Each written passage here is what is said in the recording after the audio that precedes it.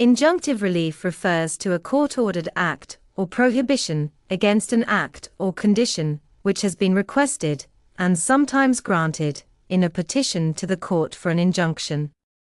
Such an act is the use of judicial authority to handle a problem, and is not a judgment for money. Whether the relief will be granted is usually argued by both sides in a hearing rather than in a full-scale trial, although sometimes it is part of a lawsuit for damages and/or contract performance. Historically, the power to grant injunctive relief stems from English equity courts rather than damages from law courts.